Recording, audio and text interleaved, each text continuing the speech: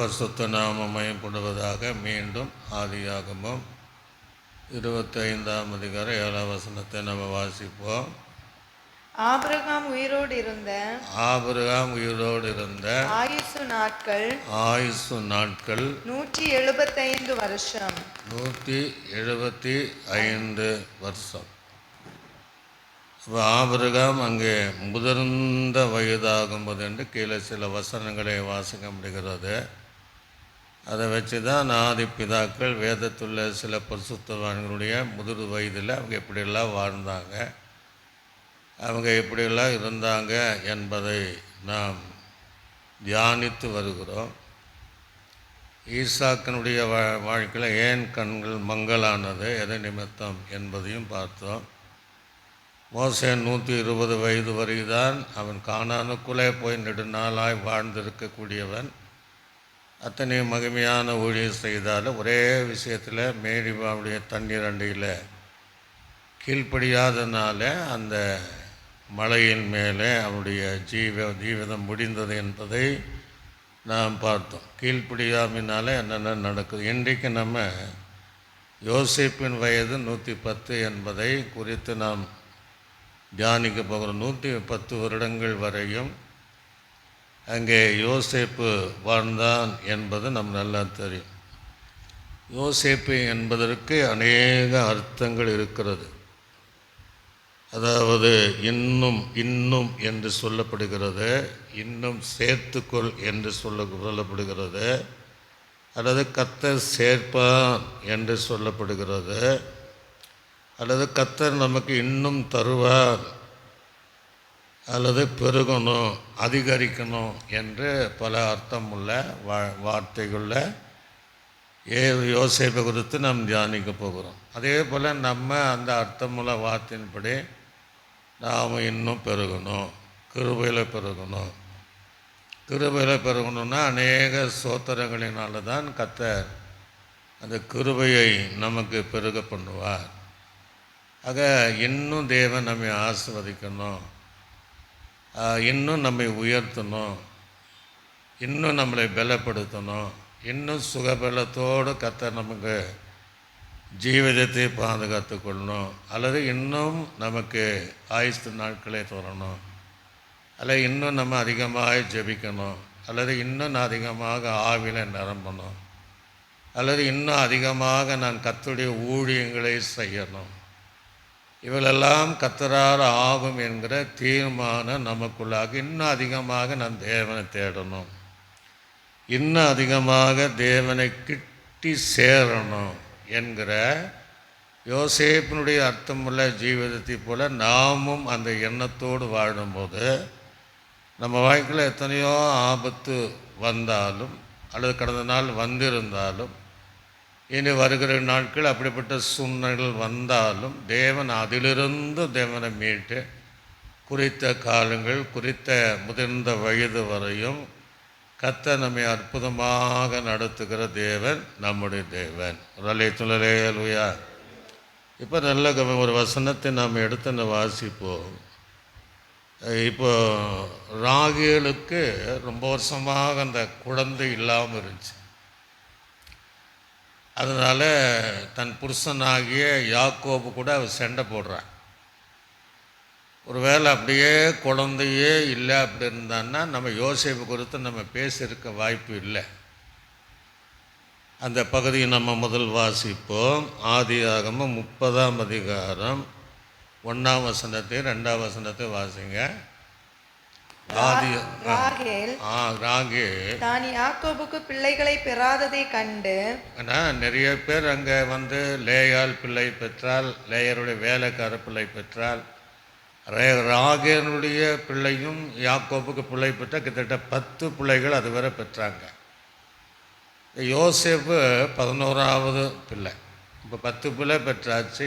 ஆகிலும் ராகேலுக்கு என்ன இல்லை, பிள்ளை இல்லாததுனால தன் சகோதரியின் மேல் பொறாமை கொண்டு யாக்கோபை நோக்கி எனக்கு பிள்ளை கொடும், இல்லாவிட்டால் நான் சாகிறேன். இது பொதுவாக எல்லா இடத்துல இருக்கக்கூடிய சம்பவம். திருமணமான உடனே பல வருஷங்கள் குழந்தை இல்லைன்னா புருஷனை பார்த்து மனைவி சொல்வா, உன்னால தானே குழந்தை இல்லை, நீ குழந்தை பெற்று கொடுக்கணும், இல்லைன்னா சாகுற, இல்லைன்னா அம்மா வீட்டுக்கு போகிறேன் அப்படின்னு சொல்கிறத நிறைய பேர் பார்க்கணும். சில இடத்துல கணவன் வந்து மனைவியை பார்த்து இத்தனை வருஷம் ஆச்சு ஒரு குழந்தை கூட உன்னால் பெற்றுக்கொள்ள முடியல அப்படின்ட்டு மனைவியை பார்த்து சொல்லி நிறைய அந்த டைவர்ஸ் நேரம் நடத்த போகிற காரணம்.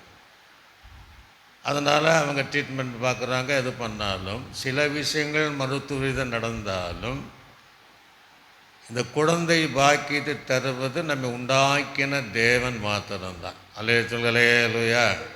அப்போ அங்கே என்ன சொல்கிறான் வாசிங்க பார்ப்போம். அப்பொழுது யாக்கோபு ராகேலின் மேல் கோபம் கொண்டு ராகேல் மேல் கோபம் கொண்டு தேவன் அல்லவோ உன் கற்பத்தை அடைத்திருக்கிறார், தேவன் அல்லவோ உன் கற்பத்தை அடைத்திருக்கிறார், நான் தேவனா என்றான். நான் தேவனா என்ற போதும். அப்போ அந்த குழந்தை பாக்கியம் ரொம்ப வருஷமாக இல்லை ராகேலுக்கு. அதனால் இவங்களுக்குள்ள பிரச்சனை. அப்போ நான் என்ன தேவனா, தேவன் அல்லவா அப்படின்னா தேவன்தான் கர்ப்பங்களை திறக்கணும் இல்லையா? அவருடைய தாத்தாவுக்கு ஆபிரகாமுடைய ஜீவிதத்தில் அந்த சாராளுடைய கர்ப்ப பையை திறந்து ஈசாக்கை பெற்றுக் கொடுத்ததை போல அவங்களல்லவா தேவன் அல்லவா செய்யணும், நான் என் தேவனா அப்படின்ற. கிட்டத்தட்ட இந்த யோசேப்பு 11வது மகனாக யாக்கோபுக்கு பிறந்தார். அல்லேலூயா. 11வது 11 நமக்கு ஆசீர்வாதம் தான். 11வது மணி வேலை என்று வேதம் சொல்லுகிறது. யூதாஸ் காரியத்தை காட்டி கொடுத்தோன்னா அதுக்கு பின்பு 11 சீசர்கள் தான் இருந்தாங்க.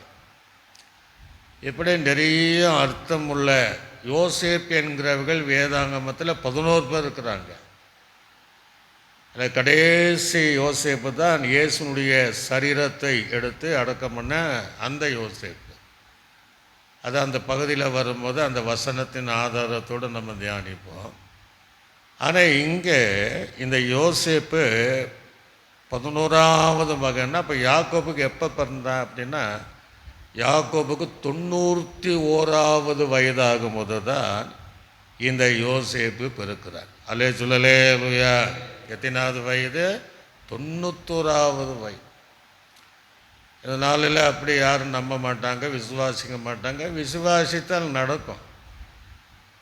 நம்ம ஊழியத்தில் நம்ம நிறைய பேருக்கு ஜெபம் பண்ணியிருக்கிறோம். நிறைய பேருக்கு ஆண்டு கொடுத்து 1-2 பேருக்கு இது வரைக்கும் என்ன செய்யலை, நடக்கலை.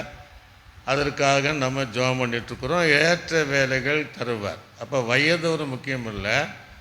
அந்த 91வது வயதில் தான் 11வது மகனாகிய யோசேப்பை பெற்றான். ஒரு வேளை அவன் இல்லைன்னா அவனை குறித்து நம்ம பார்க்கவே தியானிக்கவோ வேதத்தில் அவனை குறித்து சொல்லப்படுவதை நம்ம தியானிக்க முடியாது. அந்த வசனத்தை கூட நீங்கள் வாசித்து பாருங்கள். ஆதியாகமம் 30ஆம் அதிகாரம் 23வது வசனமும் 24வது வசனம். அவள்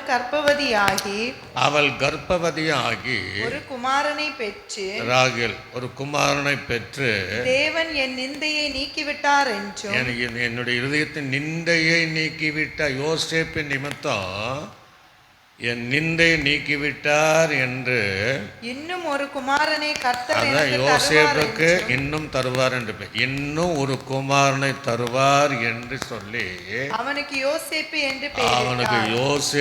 என்று பெயரிட்டார். அல்லேலூயா.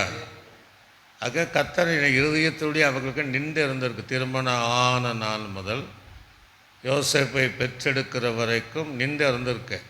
ஆனால் யோசேப்பை பெற்ற உடனே அந்த நிந்தை நீங்கி கர்த்தர் இன்னொரு குமாரனை தந்தார், கொடுத்தார், பெஞ்சமினை கொடுத்தார். இன்னொரு குமாரனை தருவார் என்று சொல்லி தான் யோசேப்புக்கு ராகேல் பெயரெடுக்கிறார். அதான் யோசேப்பின் அர்த்தம்னா கர்த்தர் இன்னும் நமக்கு தருவார்.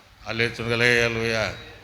நமக்கு இன்னும் இதுவரை சமாதானம் தந்தவர் இன்னும் சமாதானத்தை தருவார். இன்னும் இதுவரை ஆசீர்வதித்தவர் இன்னும் நம்மை ஆசீர்வதிப்பார். இன்னும் இதுவரை பாதுகாக்கிற தேவன் இன்னும் பாதுகாப்பார். நம்மளும் என்ன செய்யணும், இன்னும் நம்ம அதிகமாக தேவனுக்குள்ளாக நெருங்க வேண்டும். அந்த அர்த்தமுள்ள வாழ்க்கை நம்ம வாழணும். அதனால் இந்த 11வது மகன் தான் யோசேப்பு 110 வயது வரை வாழ்ந்தார். ஏன் ஆண்டவர் எகிப்திலேயே அவனை மரணமடைய செய்தார்? ஏன் இஸ்ரவேல் ஜனங்களை கூட அவன் கானான் பயணத்தில் ஆண்டவர் ஏன் கொண்டு போகல என்பதை கடைசி நம்ம அதை குறித்து நம்ம பார்க்க போகிறோம். அப்போ இந்த 11வது மகனாகிய மற்ற பிள்ளைகள் 10 பேர் இருந்தாலும் இந்த 11வது முதிர்ந்த வயதில் யோசேப்பு பிறந்ததுனால தகப்பனாக யாக்கோபு மற்றவளை பார்க்கலும் இந்த யோசேப்பையும் அதிகமாய் நேசித்தான். அல்லேலூயா. நேசிக்க காரணம் இருக்கு இல்லையா? 91வது வயதில் பிறக்கிறான்னா எந்த தகப்பனுக்கும் அந்த அன்பு இல்லாமல் இருக்காது.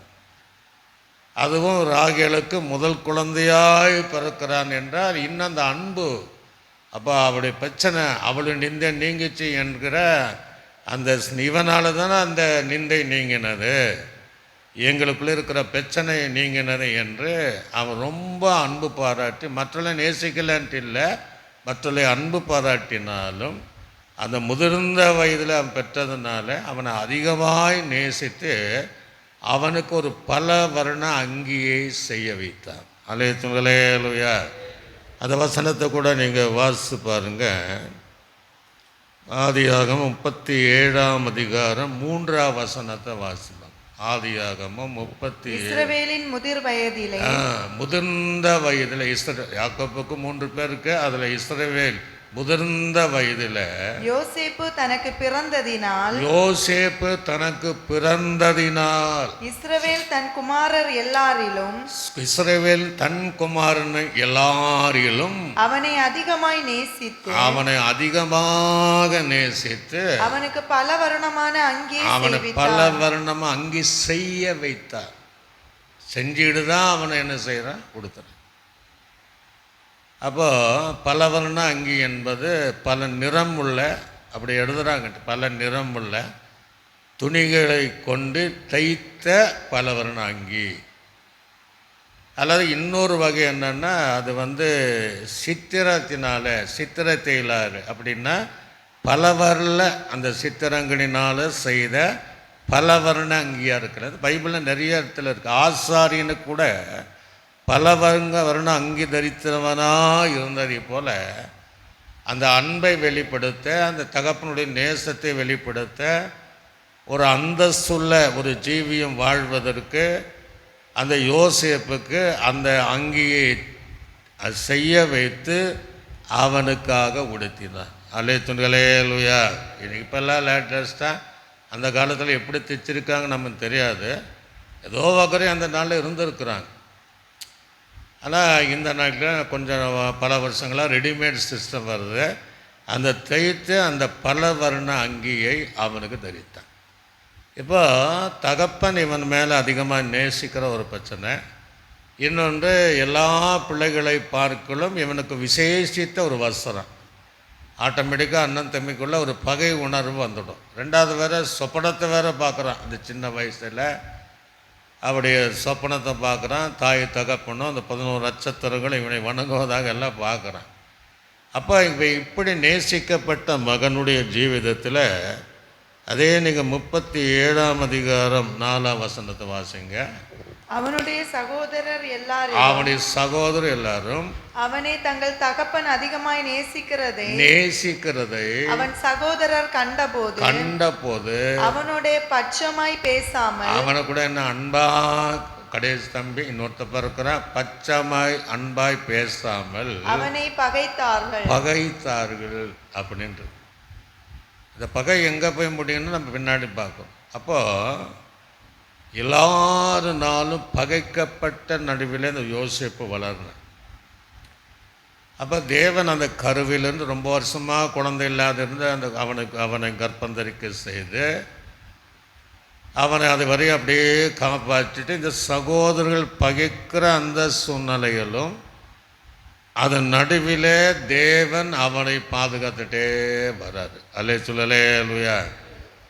புதிய காலத்தில் சகோதரர் பகைக்கிற எவனும் கொலை பாதகன் என்று தான் பைபிள் இருக்கு. ஒருத்தன் கூட அன்பு இல்லை.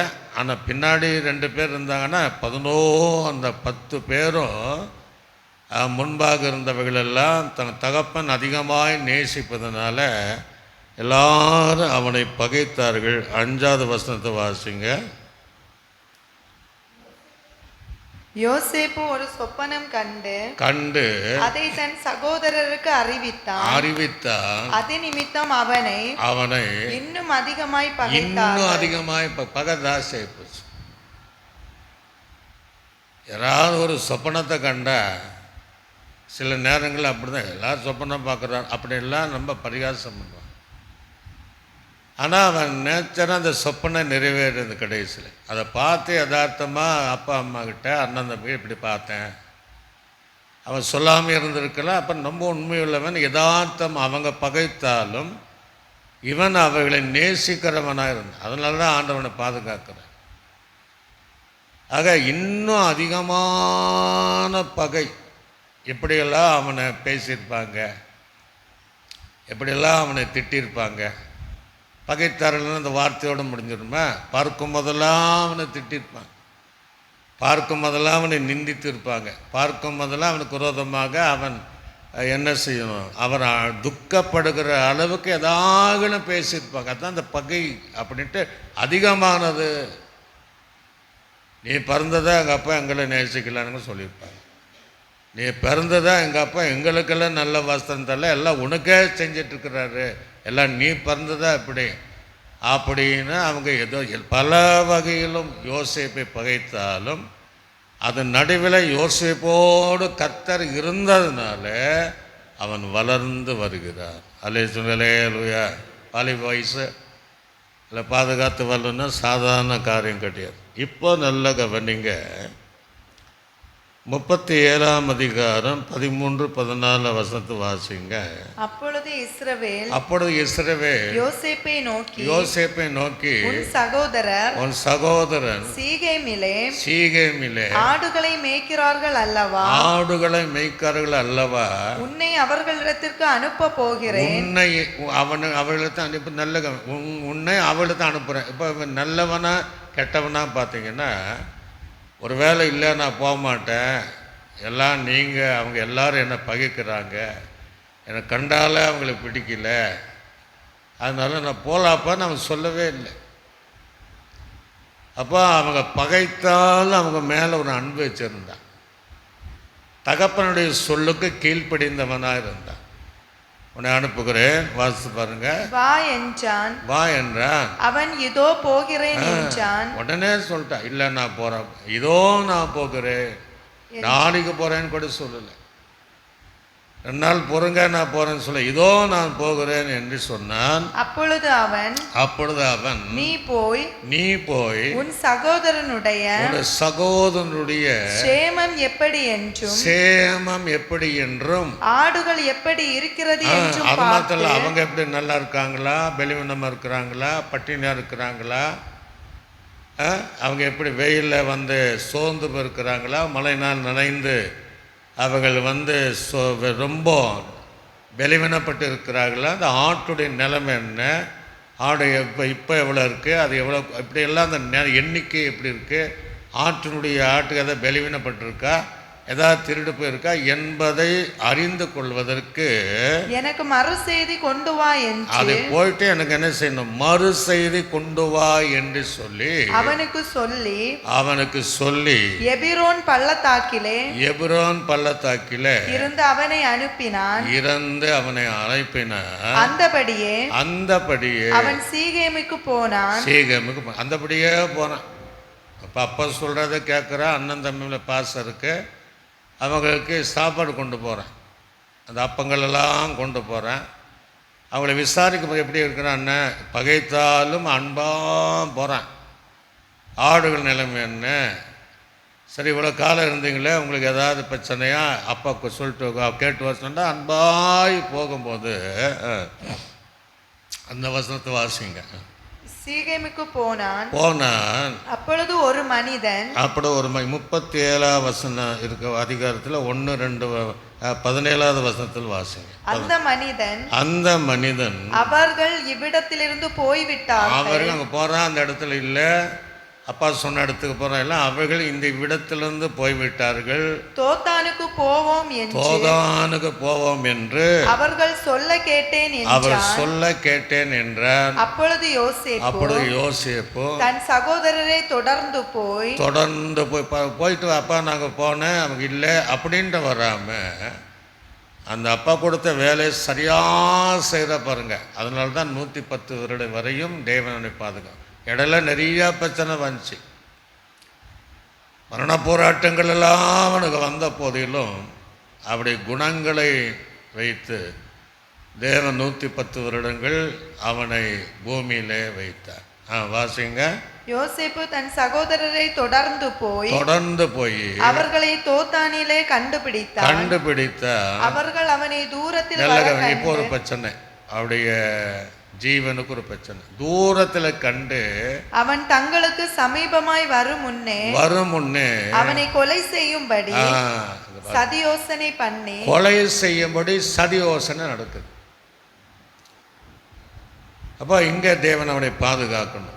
110 வருஷம் வாழணுன்னா இப்போ எல்லாருமே பிளான் பண்ணிட்டாங்க, ஒன்று வேண்டாம் அவனை நம்ம கொலை செஞ்சிடுவோம் திட்டம் போட்டாங்க. தூரம் பார்த்த உடனே சொப்பனக்காரன் வரா, இனி இவனை விட்டால் சரி கிடையாது, எல்லாருமே பிளான் பண்ணாங்க இவனை நம்ம கொலை செஞ்சு விடும். ஒருவேளை அவன் கொலை செய்யப்பட்டிருந்தால் அவன் 110 வயது வரை வாழ முடியுமானா முடியாது.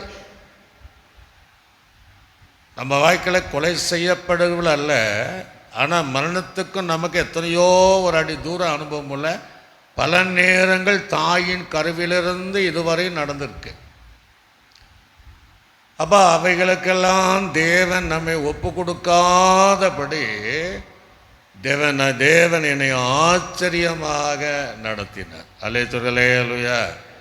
எனக்கு சின்ன குழந்தை, எனக்கு நிறைய சம்பவம் நடந்து. ஒரு சம்பவம் சின்ன முதல் எங்கள் ஊரில் ஆங்கில பள்ளியில் எங்களை படிக்க வச்சாங்க சின்னதில், அது பாட்வடி ஸ்கூல் மாதிரி.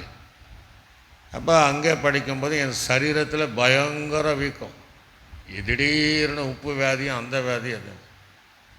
ஆனால் எங்கள் அம்மா வந்து அப்போல்லாம் அந்த கான்வெண்ட்டில் கன்னியாஸ்திரிகள் அந்த கான்வெண்ட்டில் தான் அந்த ஸ்கூல்.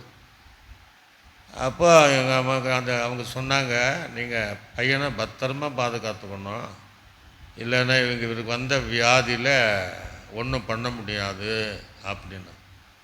ஆனால் எங்கள் அம்மா வந்து எனக்கு கீழே இருக்காமல் தோல் மேலேயே சுமந்து இடுப்பில் சுமந்து அந்த ட்ரீட்மெண்ட், அவங்க சொன்ன ட்ரீட்மெண்ட்டு அது கவனிப்பினால கொஞ்சம் ஒரு 6 மாதம் கழித்து கொண்டு போனேன். அவங்க ஆச்சரியப்பட, லீலா இவ்வளோ நீ பண்ணியிருக்க, ஆச்சரியமாக இருக்கா அப்படின்னு. அப்போ ஒரு வேளை அன்றைக்கி என்ன ஆண்டவர் கைவிட்டிருந்தால் இன்றைக்கி நம்ம நிற்க முடியாது. அதுபோல் ஒரு 10-11 சம்பவங்களும் வாழ்க்கையில் நடந்துச்சு. அதே போல் யோசேப்பை சதிமோசம் பண்ணிட்டாங்க. கொலை செய்திருந்தால் என்ன நடந்திருக்குன்னா அவன் வாழ்ந்திருக்க முடியாது. இப்போ அங்கே ஒரு காரியத்தை எல்லாரும் சேர்ந்துதான் செஞ்சாங்க. பைபிள் அப்படித்தான் இருக்குது. அதில் பிந்தின வசனத்தில் வாய்க்கும்போது ஒருவனை பாதுகாப்பதற்கு தேவன் கிரியை செய்கிற காரியத்தை பின்னாடி நம்ம பார்க்கணும். அது வாசித்து பாருங்க, பின்னாடி அப்படியே நீங்கள் வாசிங்க. ஒருவர் நோக்கி இதோ சொப்பனக்காரன் வருகிறான், நாம் அவனை கொன்று இந்த குழிகள் ஒன்றிலே அவனை போட்டு, குழியிலே ஒன்றை இங்கேயே நம்ம அடக்கம் பண்ணி போட்டு, ஒரு துஷ்ட மிருகம் அவனை பட்சித்தென்று தப்பா கிட்ட போய் சொல்லிடுவோம். அவனுடைய சொப்பனங்கள் எப்படி முடியும், அவனுடைய சொப்பனம் பார்த்துடுவோம், அவன் செத்து போனா எப்படி பார்ப்போம் என்றுதான் அவங்க நினைத்த போது ரூபன் அதை இப்ப நல்லா கவனிங்க. கர்த்தர் எப்படியெல்லாம் கிரியை செய்யல. 10 பேர் பிளான் பண்ணிட்டாங்க. இப்ப திடீர்னு ஆண்டு ஒருத்தவங்களை கிரியை செய்ய, அது ரூபனுக்குள்ள கிரியை செய்கிறார். ஏன்னா யோசேப்பு பாதுகாக்கப்படணும், யோசேப்போடு கர்த்தர் இருக்கிறார். இப்ப அதுல ஒருத்தர் எழும்புறான், ரூபனுக்குள்ள கிரியை செய்கிறார்.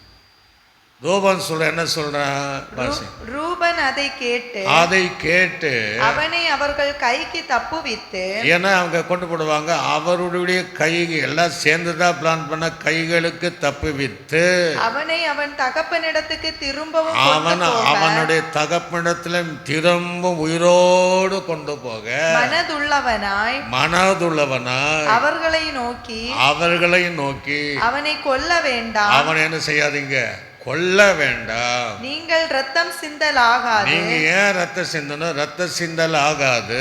நீங்கள் அவன் மேல் கை வையாமல், அவன் மேல நீங்க கைய வையாமலோ அவனை வனாந்தரத்தில் உள்ள இந்த குழியிலே போட்டு விடுங்கள் என்று சொல்லி இவ்விதமாய் ரூபன் அவனை அவர்கள் கைக்கு தப்புவித்தான். அப்ப இந்த இடத்துல ஆண்டு பாதுகாக்கிறார். இப்ப குழியில போட்டான்னு வச்சிருங்க. குழியில் போட்டால் எத்தனை நாள் அவன் உயிரோடு இருக்க முடியும்? உலகான சேற்று, ஆழமான ஒரு இடம், ஒரு வாலிபன், வஸ்திரத்தையும் எடுத்துட்டாங்க. அப்போ யோசேப்பு முதலாவது தன் வஸ்திரம் கழட்டப்படுற இடம் இந்த இடம். பலவரம் அங்கி கழட்டிட்டாங்க. அப்போ சாப்பிடாம எத்தனை நாள் இருந்திருக்கலாம்? ஒரு சில மாதங்கள் இருந்தாலும் அவன் மரித்து இருப்பான். ரெண்டாவது அவனை பாதுகாக்கிறார். ரெண்டாவது யாதன் மூலம் பாதுகாக்கிற யூதாவுக்குள்ள கதை செய்கிறார். எல்லாம் சேர்ந்து செஞ்சது. இப்போ யூதாக்குள்ள ஆண்டு கிரியை செய்து என்ன நடக்குதுன்னா அது வாசி பாருங்க. யோசேப்பு தன் சகோதரரிடத்தில் சேர்ந்தபோது யோசேப்பு உடுத்தி கொண்டிருந்த பலவருண அங்கியே அவர்கள் கலற்றி அவனை எடுத்து அந்த குழியிலே போட்டார்கள். அது தண்ணீர் இல்லாம வெறும் குழியாய் இருந்தது. பின்பு அவர்கள் போஜனம் செய்யும்படி உட்கார்ந்தார்கள். அவர்கள் தங்கள் கண்களை ஏறெடுக்கும் போது இதோ கீலேயாத்தில் இருந்து வருகிற இஸ்மவேலருடைய கூட்டத்தை கண்டார்கள். இப்ப இதை கர்த்தர் செய்கிற காரியம். ஒருவேளை வரலன்னா அந்த குழியிலேயே அவன் இறந்திருப்பான். இப்போ சில நேரங்கள் சிலரை பாதுகாப்பதற்கு சிலரை வச்சிருப்பார். அந்த நேரத்தில் இஸ்மவேலர்கள் கீலேயாத்திலிருந்து அந்த வேற வழி போயிடக்கூடாது, அந்த வழி தான் வர்றாங்க. இவங்கள் பார்க்கிற விதத்தில் வர்றாங்க. ஆக அந்த வழியில் வரும்போது இப்போ பாருங்க, அந்த பின்னாடி இந்த வசனத்தை வாசி பாருங்க. அவர்கள் எகிப்துக்கு கொண்டு போகும்படி கந்த வர்க்கங்களையும் பிசின் தைலங்களையும் வெள்ளை போலத்தையும் ஒட்டகங்கள் மேல் ஏற்றிக்கொண்டு வந்தார்கள். அப்பொழுது யூதா, ஒருவேளை அவங்க போறத பார்க்கல அப்படின்னா நிலைமை என்ன இருக்கும்? யோசேப்பு கொஞ்ச நாளுக்குள்ள அந்த குழியிலே இருந்திருப்பான். இப்போ யூதாக்குள்ள கிரியை செய்கிறார். முதல்ல ரூபங்கிட்ட கிரியை செய்கிறாரு. இப்போ யூதாக்குள்ள கிரியை யூதன் அதை பாருது. அப்பொழுது யூதா தன் சகோதரனை நோக்கி நாம் நம்முடைய சகோதரனை கொன்றுனா குழியில போட்டால அதான் நடந்து கொன்று அவன் ரத்தத்தை மறைப்பதினால் லாபம் என்ன? அவனை இந்த இஸ்மவேலருக்கு விற்று போடும் வாருங்கள். நம்முடைய கை அவன் மேல் படாதிருப்பதாக. அவன் அப்படியே போயிடுவான். வேற யாரும் என்ன படாமல் இருப்பதாக. அவன் நம்முடைய சகோதரன் நம்முடைய மாம்சமாய் இருக்கிறானே என்றான். அவன் சகோதரர் அவன் சொல்லுக்கு இணங்கினார்கள். அப்போ சில இடத்துல தேவன் நடத்தும் போது அப்படி எண்ணங்களையும் மாத்துறார். இணங்கினார்கள். அந்த வர்த்தகரான மீதியான அவர்கள் கடந்து போகிற போது அவர்கள் யோசேப்பை அந்த குழியிலிருந்து தூக்கி எடுத்து அவனை இஸ்மவேலர் கையில் 20 வெள்ளிக்காசுக்கு வித்துட்டார். இப்போ அவன் விற்கப்படுகிறான். அவர் சகோதரனால 20 வெள்ளிக்காசுக்கு விற்கப்பட்டார். இயேசு கிறிஸ்து 30 வெள்ளிக்காசுக்காக காட்டி கொடுக்கப்பட்டார். விற்பது வேற, காட்டி கொடுப்பது வேற. ஆக விற்கப்படுகிறார். அந்த பலவரணம் அங்கே கிடையாது. இப்போ இந்த செய்தி அவங்க அப்பா கிட்ட போகுது. அதை பல வருடம் இங்கே எடுத்துகிட்டு போகும்போது அவர் எல்லாம் கிழித்து இடுப்பில் கட்டி துக்கமாக இருப்பார். இப்போது ரூபம் வருவான், எங்கடா பையனை தம்பியை காணோன்ட்டு அவனு வரான். அங்க பின்னாடி வாசி பாருங்க சீக்கிரமா. அவர்கள் யோசேப்பை எகிப்திற்கு கொண்டு போனார்கள். பின்பு ரூபன் அந்த குழியின் இடத்துக்கு திரும்பின போது அவன் அந்த நேரத்தில் எங்கே போயிருக்கிறான். திரும்பின போது யோசேப்பு குழியில் இல்லை என்று கண்டு தன் வஸ்திரங்களை கிழித்து கொண்டு தன் சகோதரிடத்திற்கு திரும்பி வந்து இளைஞன் இல்லையே, ஐயோ நான் எங்கே போவேன் என்றார். அவர்கள் யோசேப்பின் அங்கியை எடுத்து ஒரு வெள்ளாட்டு கடாவை அடித்து அந்த அங்கியை இரத்தத்திலே தோய்த்து பலவர்ணமான அந்த அங்கியை தங்கள் தகப்பனிடத்துக்கு அனுப்பி இதை நாங்கள் கண்டெடுத்தோம், இது உம்முடைய குமாரன் அங்கியோ அல்லவோ. இப்ப நல்ல கவனிங்க. இப்ப 3 பேருடைய, அதாவது ரூபனுடைய பார்வையில் அவன் காத்தான். இப்போ அவங்க சொன்னதுனால அவன் இறந்து போயிட்டான் அப்படின்ட்டு அவனோட மைண்டில் கண்டிப்பாக இருந்தது. மற்றவங்களுக்கு தெரியும் யோசேப்பு இறக்கலை, அவன் விற்கப்பட்டான் என்பது தெரியும். இப்போ அப்பாவுடைய பார்வையில் யோசேப்பு மரித்து போயிட்டான், அந்த 17 வயசில் மரித்து போயிட்டான். ராகேல் அப்படி தான் நினச்சிருப்பான். ஆனால் மற்றவனும் தெரியும் இவன் சாகலை என்பது தெரியும். ஆனால் கர்த்தருக்கு தெரியும் அவன் உயிரோடு இருக்கிறான் என்பது தெரியும். அல்லேலூயா. இப்போ இந்த சூழ்நிலையிலே முதலாவது வஸ்திரத்தை கட்டப்பட்டு அவங்க பொய் சொல்லி இந்த சூழ்நிலை நடந்த போது இப்போ இவங்க அங்கே அந்த கீழியாத்திலிருந்து 20 வெள்ளிக்காசு விலைக்கு வாங்கினவர்கள் இந்த யோசேப்பை மறுபடியும் விற்கிறாங்க. அந்த பின்னாடி நீங்கள் வாசித்து பாருங்க. யாக்கோபு அதை கண்டு, இது என் குமாரனுடைய அங்கிதான், ஒரு துஷ்ட மிருகம் அவனை பட்சித்து போட்டது. 31வது வசனத்தை வாசிங்க. அவர்கள் யோசேப்பின் அங்கியை எடுத்து ஒரு வெள்ளாட்டு கடாவை அடித்து, அது வேண்டாம், 39:1 வாசிங்க. 39:1. யோசேப்பு எகிப்துக்கு கொண்டு போகப்பட்டான். பார்வோனுடைய பிரதானியும் தலையாரிகளுக்கு அதிபதியுமாகிய போத்திபார் என்னும் எகிப்து தேசத்தார் அவனை அவ்விடத்தில் கொண்டு வந்த இஸ்மவேலிடத்தில் விலைக்கு வாங்கினான். இப்ப 2வது அவன் விலை என்ன விலைன்னு எழுதப்படலை. இந்த யோசேப்பு 2 முறை விலைக்கு வாங்கப்பட்டவன். அப்போ அந்த இடத்துல அவன் என்ன வேணாலும், அப்போ விலைக்கு வாங்கிட்டு அவன் அடிமைன்னு அர்த்தம். அவன் என்ன வேணாலும் அவங்க செய்ய வாய்ப்பு இருக்கு. ஆனால் அங்கெல்லாம் யோசேப்பு கூட எல்லா இடங்களிலும் கர்த்தர் கூடவே போகிறார். சகோதரர்கள் சதி மோசம் பண்ணும் போதும் யோசேப்போடு இருக்கிறாரு. கொலை செய்யணும் என்கிற போது கர்த்தர் கூட இருக்கிறாரு. ரூபனுக்குள்ளே கிரியேட் செய்யும்போது யோசேப்பு கூட இருக்கிறாரு. குழியில் போடும்போது யோசேப்பு இருக்கிறாரு. வஸ்திரத்தை கழட்டும் போது யோசேப்பு இருக்கிறாரு. யூதாவுக்குள்ளே கிரியேட் செய்யும் போது யோசேப்பு இருக்கிறார். இஸ்மவேலுக்கு வெள்ளிக்காசு வைக்கும் போது யோசேப்பு இருக்கிறாரு. இப்போ அங்கே போத்திபாருடைய அந்த வீட்டில் கூட இன்னொரு முறை யோசேப்பு விற்கப்படும் போது அங்கேயும் தேவன் அவனோடு இருக்கிறார். அல்லேலூயா.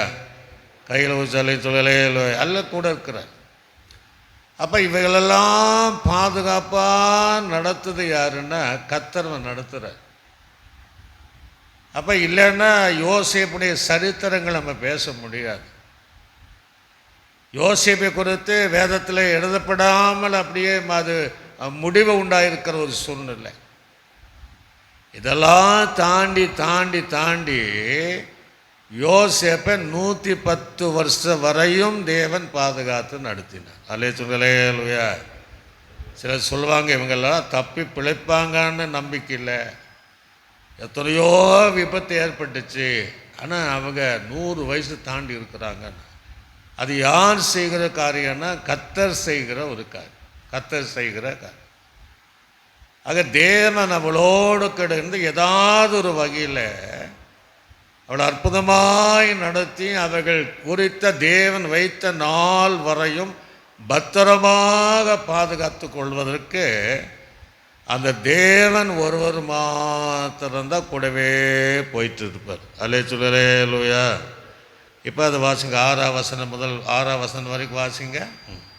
கர்த்தர் யோசேப்போட இருந்தார். நல்ல இப்போ ஒரு சம்பவம், எல்லா இடத்துலையும் இருப்பார். இப்போ போன இடத்துல இருக்கிறார். யோசேப்போடு இருந்தால் அவன் காரிய சித்தி உள்ளவனானான். அவன் சோர்ந்து போகலை. எந்த இடத்திலும் எங்கள் அண்ணன் தம்பி இப்படி பண்ணாங்கன்னு சொல்லவே இல்லை. ஆனால் அவன் ரொம்ப காரிய சித்தி உள்ளவனாக இருந்தான். ஏன்னா அவனுக்கு அந்த சொப்பனங்கள் அவனுக்கு தெரியும்.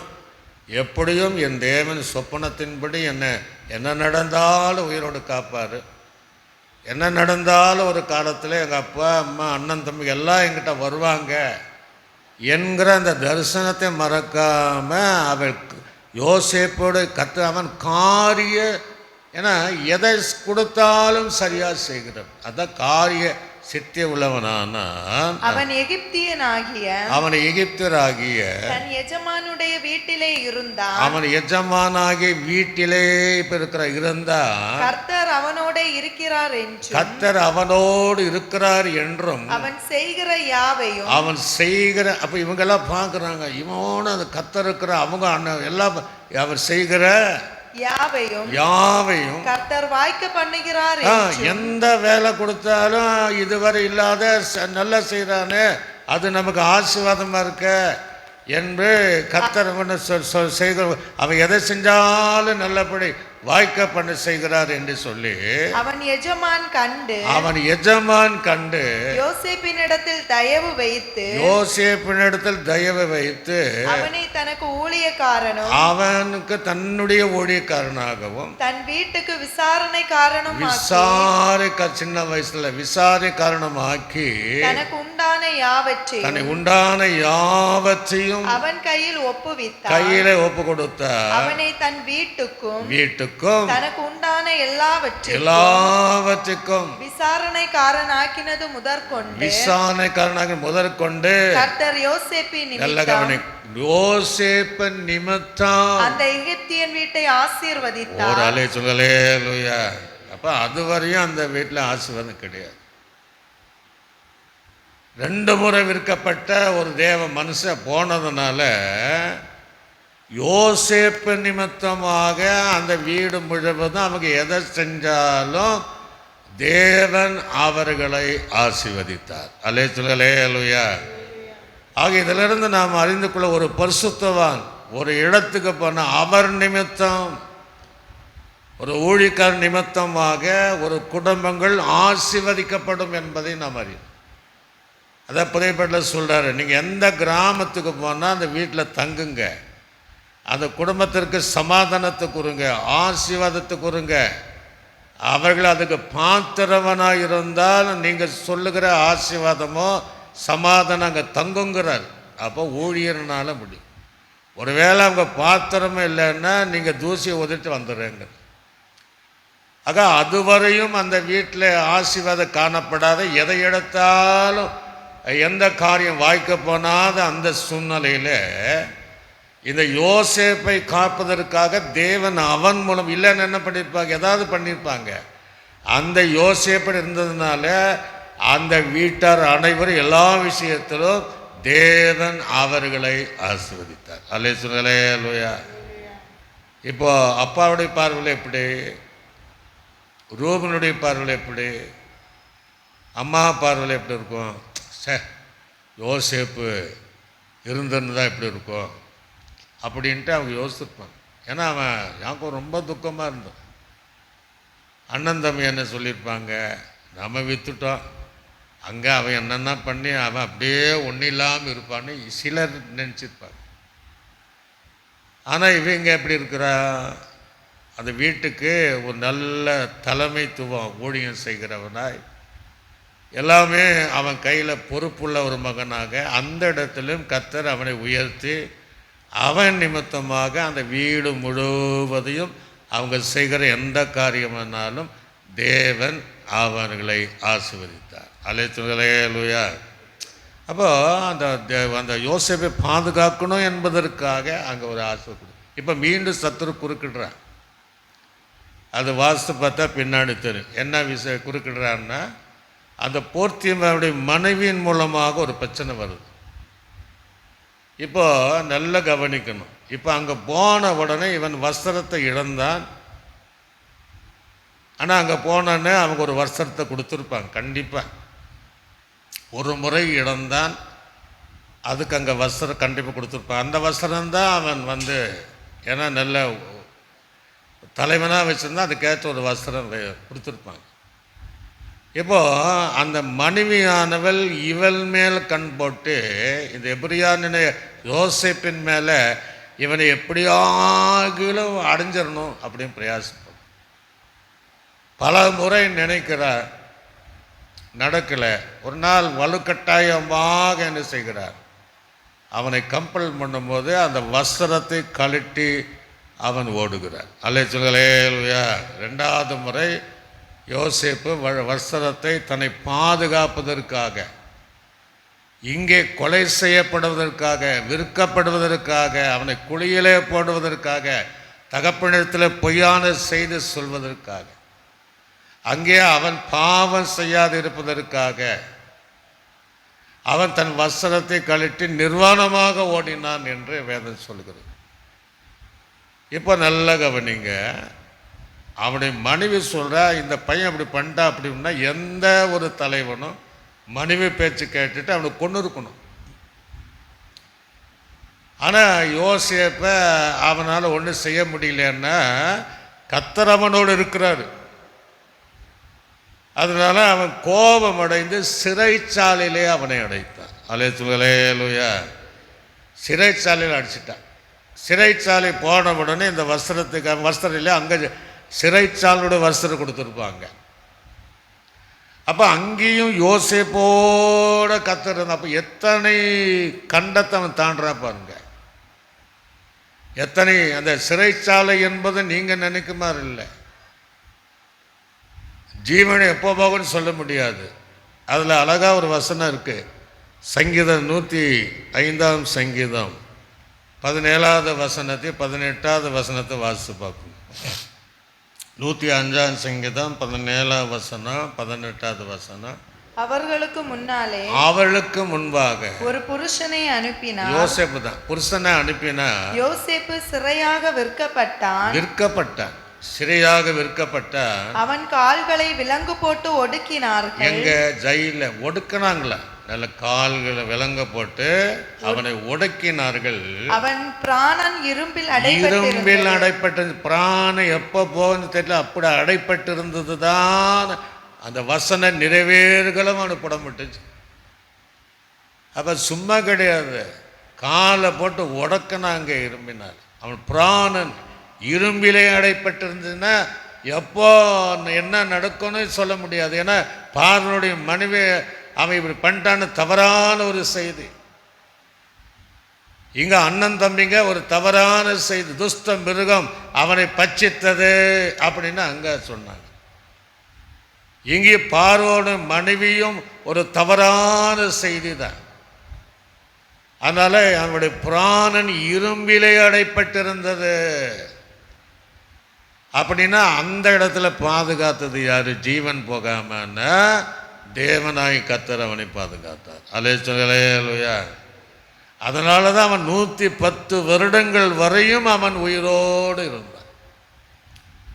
ஒருவேளை அங்கே ஏதாவது நடந்திருந்தால் என்ன நடந்திருக்கும்? யோசேப்பினுடைய சரித்திரங்கள் ஜெயிலுக்குள்ளேயே சிறையோடு முடிஞ்சிருக்கும். இப்போ அங்கேயும் கர்த்தர் கிரியை செய்ய விரும்புகிறார். ஒரு பானபத்தக்காரன் சுயபாகி 2 பேர் ஒரு சொப்பனத்தை பார்த்துட்டு அவங்க சொப்பனத்தை அர்த்தம் இல்லாமல் யோசேப்பிட்டு கேட்குற. யோசேப்பை தெளிவாக சொல்லிட்டான், பானபதம் எப்போ உனக்கு 3 நாளுக்குள்ளே மீண்டும் நீ இழந்த போஸ்டிங்கை பெற்றுருவ. ஒருத்தனுக்கு 3 நாளுக்கு முன்னாடி உன்னை 3 நாள் பின்னாடி தூக்கில் போடுவோம். 2 சம்பவம்.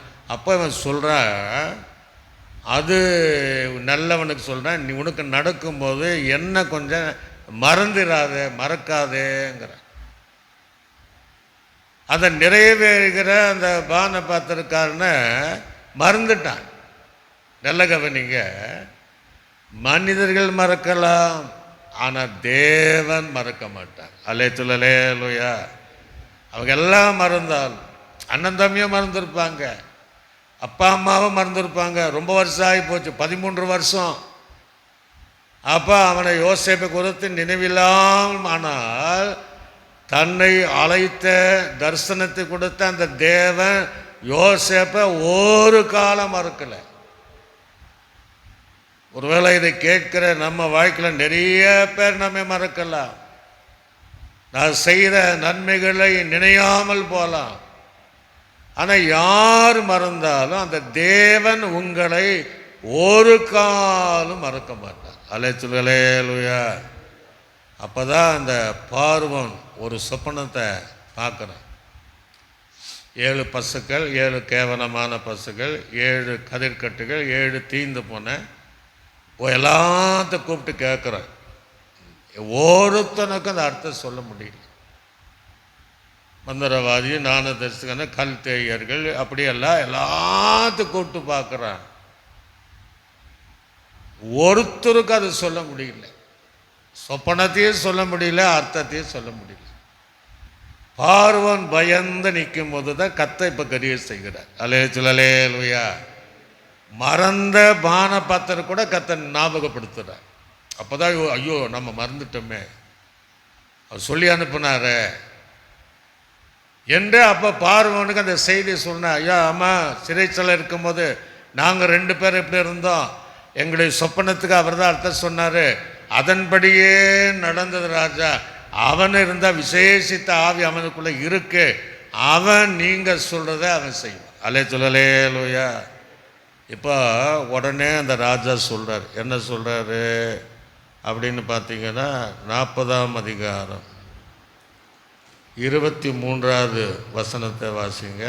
40. பின்பு சாவியானவைகளும் கீழ்காற்றினால் தீந்து. சரி, அது போதும். 41 14 முதல் 17 வரை. 41 14 முதல் 17 வரை. அப்பொழுது பார்வோன் யோசேப்பை அழைப்பித்தான். அவனை தீவிரமாய் காவல் கிடங்கிலிருந்து கொண்டு வந்தார்கள்.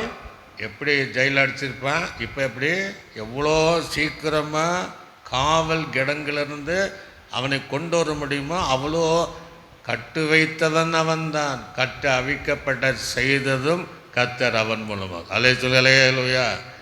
யார் ஜெயிலுக்குள்ளே அடித்தாங்களோ அவங்களே என்ன செய்கிறாங்கன்னா, இது கத்தோலிக்கார், சீக்கிரமாக துரிதமாக லேட் பண்ணக்கூடாது, அவனை கொண்டு வாங்க. எப்படி கொண்டு வர சொல்லியிருக்கிறார் பாருங்க, வாசிங்க. அவன் சவரம் பண்ணி கொண்டு. என்ன செய்யணும்? சவரம் பண்ணணும்.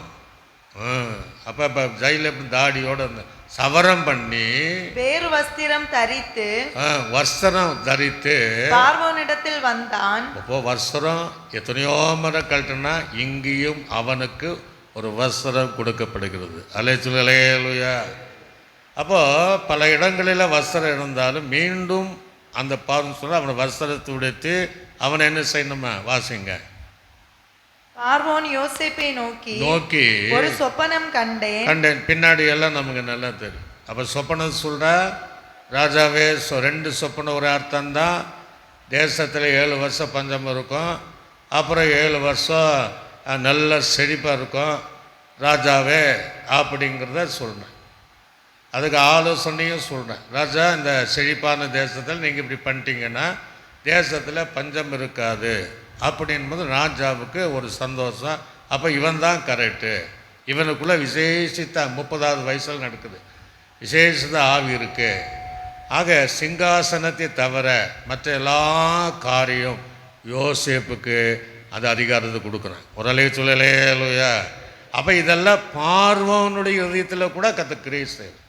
அதை குறித்து நம்ம வாசிக்கும் போது 41 வசனம் முதல் 44 வசனம் வரைக்கும் வாசிங்க. பின்பு பார்வோன் யோசேப்பை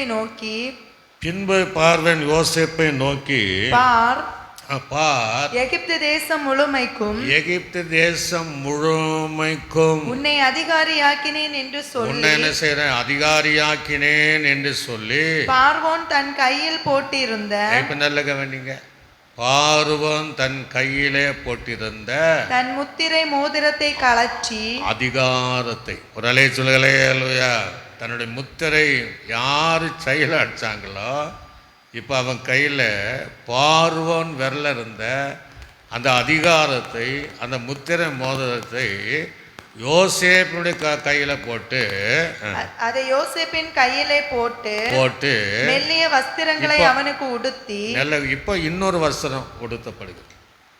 அவனை அங்கிருந்து கொண்டு வரும்போது ஒரு வஸ்திரம், அப்போ அவன் இழந்த வஸ்திரத்துக்கு பதிலாக எத்தனையோ முறை அந்த வஸ்திரம் மாற்றப்படும். ஒரு மெல்லிய வஸ்திரத்தை அவனுக்கு உடுத்தி, பொன் சரப்பணியை அவன் கழுத்திலே தரித்து, பொன் சரப்பணிகளை அவன் கழுத்திலே தரித்து, தன்னுடைய இரண்டாம் ரதத்தின் மேல், அந்த இரண்டாம் ரதத்தின் மேல் அவனை ஏற்றி தெண்டனிடப்பட்டு பணியுங்கள் என்று, தெண்டல் என்ன அந்த தபல அந்த இதில் நாதஸ்வரத்தை பணிய சொல்லி அவனுக்கு முன்பாக கூறுவித்து எகிப்து தேசம் முழுமைக்கும் அவனை அதிகாரி ஆக்கினார் என்று எழுது. அப்ப இப்படி இருந்த ஒரு யோசேப்பு எல்லாம் தேடி வராங்க. அந்த பகுதியில் நம்ம அடுத்த பகுதியில் வரும்போது பார்ப்போம். அப்போது 110 வருடம் வரையும் தான் எகிப்து தேசத்தில் அவன் வாழ்ந்தான். அங்கே இருக்கிற பெண்ணை இன்னொரு பேர் மாறப்ப 2 பிள்ளைகளும் கத்தர் கொடுத்தார். இந்த 110 வருஷம் வரையும் இவ்வளோ நல்லவன் மோசே ஒரு கீழ்ப்படியில் அவனுக்கு 120 வருஷம் கொடுத்தார். யாக்கோபுக்கு 140 ஏமாற்றுக்கான, இவனுக்கு மாத்திரம் ஏன் 110 என்பது எனக்கு பெரிய ஒரு சிந்தனை ஆச்சு. யோசேப்பு எந்த இடத்துல எந்த குறமும் சொல்லலை. மறுமநாட்டி பிள்ளைகள் தவறு செய்யும்போது தகப்பனத்தை சொல்ல, அது குற்றமாக சொல்லலை. அண்ணன் தம்பிங்க தவறாக இருக்கிறாங்க, நீங்கள் அப்பா பார்த்துடுங்க என்று நெல் மனதோடு அவங்க நல்லா இருக்கணும், இல்லை அப்பா அவங்கள வெறுக்கணுங்கிற அளவுக்கு அவன் சொல்லலை.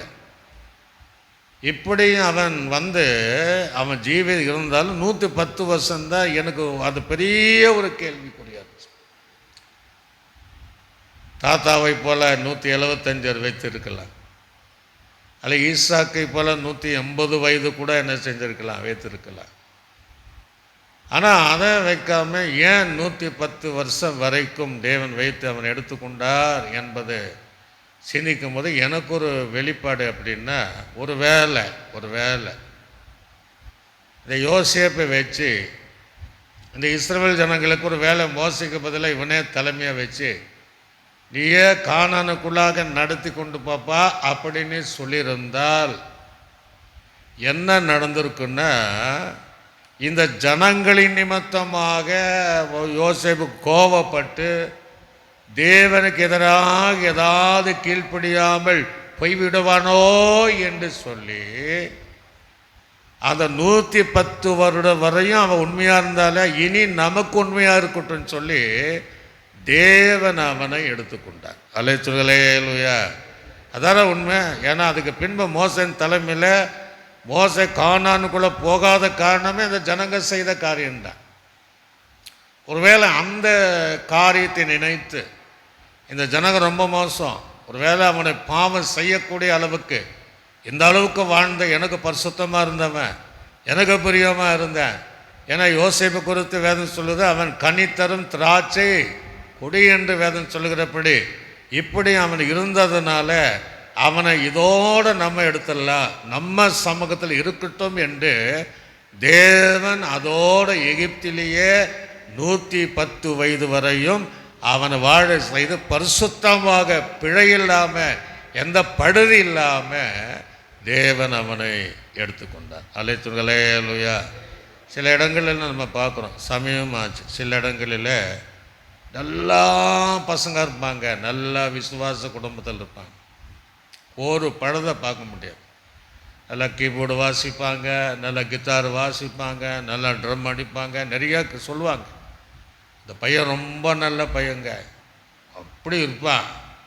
ஆனால் அவன் சர்ச்சுக்கு போகும்போது விபத்தாக இறந்துட்டான் அப்படின்பான். சில காரியங்கள் வரும், எந்த குற்றமும் இருக்காது. சில நேரங்களில் சில விஷயங்கள் நன்மைக்கதுவாகவே செய். ஏன்னா பின்னாடி அவன் எதை தவறு செஞ்சிருவான், பின்னாடி எதை வாழ்க்கை வித்தியாசமாய் போய்விடும் என்பதற்காக சில விஷயங்கள் அது கர்த்தருடைய பார்வையில் அப்படி இருப்பதுனால அதை அனுபவிச்சிருவார்.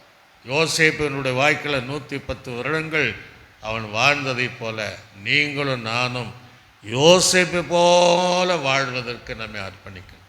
அப்படியே கண்களை மூடினவர்களாக ஆண்டு சமூகத்தில் ஒப்பு கொடுத்து இது கேட்கிற தேவ பிள்ளை, யோசேப்புக்கு இருந்த அந்த அந்த சகோதர பகைத்தாலும் அவருடைய அன்பு போகிற இடமெல்லாம் அவன் காரிய சித்தி உள்ளவனாய் பொறுமையாய் எந்த முறுமுறுப்பு இல்லாமல் அவன் இருந்ததுனால 110 வயது வரையும் வாழ்ந்தான்.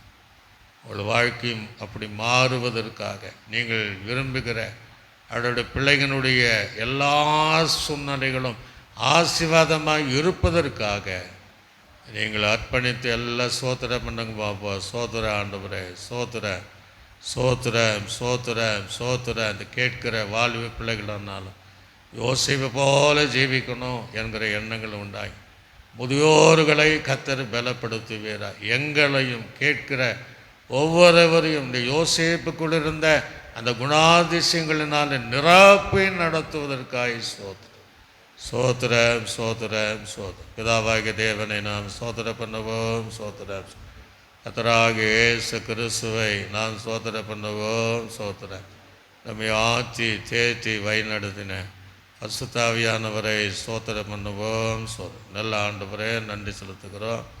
இந்த நாளிலும் ஒரு பரிசுத்தவானை குறித்து யோசேப்பு பிறந்த நாள் முதல் 110 வருடம் வரையும் எந்த பழுதில்லாமல் தேவனுக்குடாக வாழ்ந்த அந்த அனுபவத்தை, அவனை எப்படியெல்லாம் இடையில கொலை செய்யப்பட்டிருக்க வேண்டும், எப்படியெல்லாம் அவனை அழித்திருக்க, அதிலெல்லாம் பாதுகாத்து அந்த 110 வருடம் வரையும் எல்லா ஆபத்து பாதுகாத்ததை போல கேட்கிற தேவ பிள்ளைகளுக்கு இதுவரையும் எத்தனையோ அவங்க பிரச்சனை வந்திருக்கலாம். ஆனாலும் தேவன் அவளோடு இருக்கிறேன், இன்னும் தொடர்ந்து அவளோடு கூட இருப்பீராக. வாலி பிள்ளைகளோடு இருப்பீராக, முதியோர்களோடு இருப்பீராக, சபையாரோடு இருப்பீராக. எங்களோடு இருந்து அப்படிப்பட்ட ஜீவியை செய்ய உதவி செய். எல்லா துதிக்கான மகிமை எடுத்துக்கொள்ளுங்க. இயேசுவின் நாமத்தில் ஜெபிக்கிறோம் நல்ல பிதாவே.